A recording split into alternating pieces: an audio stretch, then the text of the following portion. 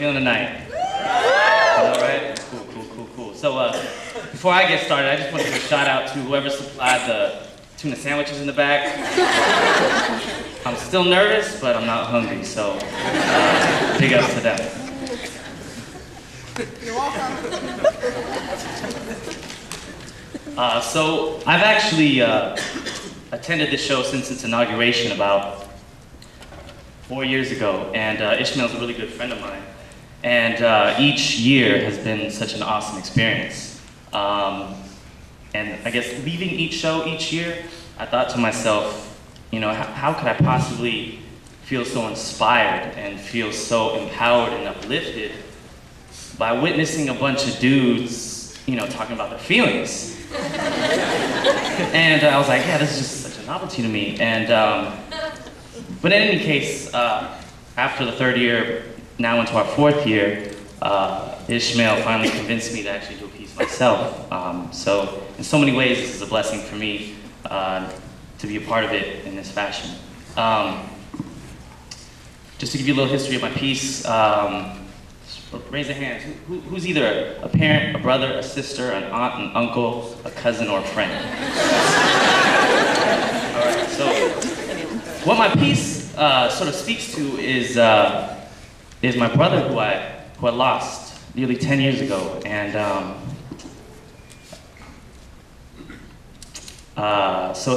and the way that I lost him, or the way that we lost him, was he committed suicide. And so if you're any of those things, you play any of those roles in your own life, you know, this piece doesn't just speak about suicide, but it speaks about the dynamic between you and the people that you love. You know, the people who bring life to your being. So when you hear this piece, know that, you know, you can relate in more ways than one. And without further ado, here we go.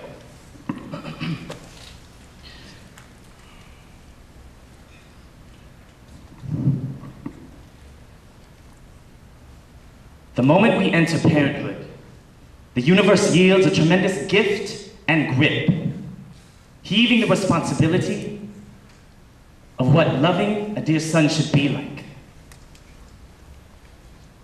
Sorry.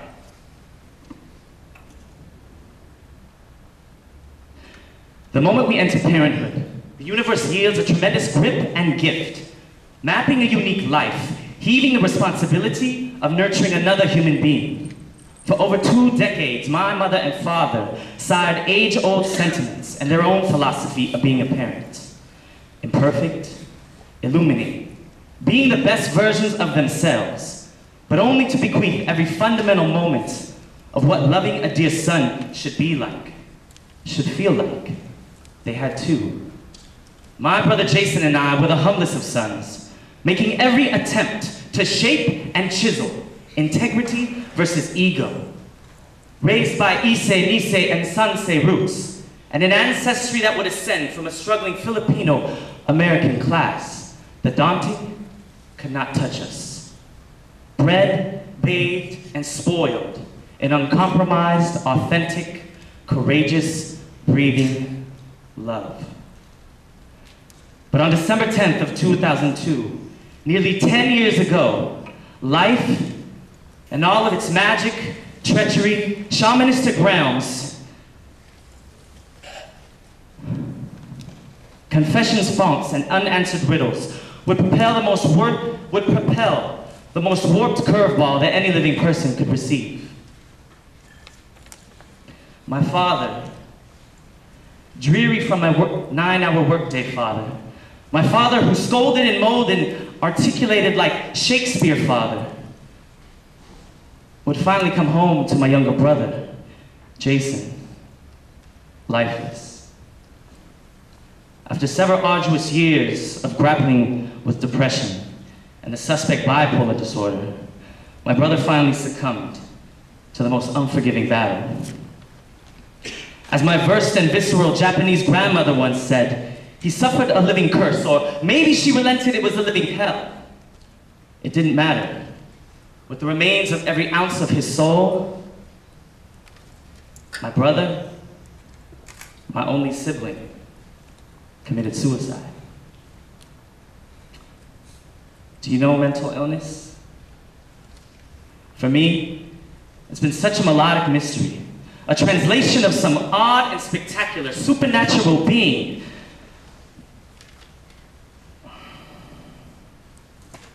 Landing onto every burning palate, tasting what life's betrayal really is. Like a burning enigma, crying into your throat. Comparing life's odious, maddening, and agitated to only seem like casual banter. Look around you right now. Imagine losing your soulmate. The very person who shows you your own faults and rids the excess film to allow you to show your own truth, your own self. The coveted individual who celebrates your spirit as if you were his holiday. And we sit here, sometimes strong enough to even stand here and ask whoever has the will and wit to answer, how do we immerse in the irreversible?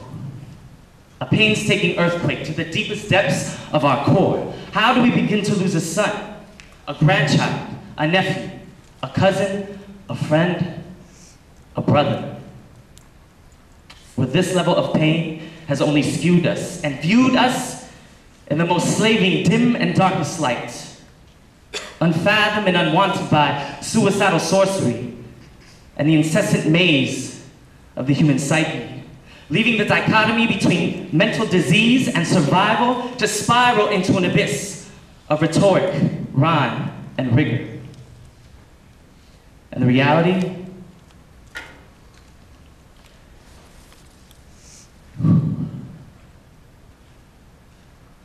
And the reality is that we're still beckoning and boiling and distraught, falling into or from a world that has seemingly pickpocketed our chosen child of joy right before our naked eyes, leaving us helpless, as if a victim of moral theft, left to a planet where justice and reason could meticulously be as clear as mysticism and South American ayahuasca. Because since December 10th, nothing has been believable. And Dad, now more than ever, all we have is each other. And you can still be our family's knight, dressed in the dullest armor, shielded by metal gates and guards, armed with a spear in hand and grand arrows and bows to fold. With Renaissance daggers equipped at the very ankles you step and cry forward with, and unsheath your sword for the fiercest of slashings when the foe is life, who raises betrayal to your neck and a blistering blade to your body that crowns this earth. I know this life sometimes is not fair, sometimes fraudulent. When your son was taken, and my most immediate memory of him, I hoist with me every single day from this mark.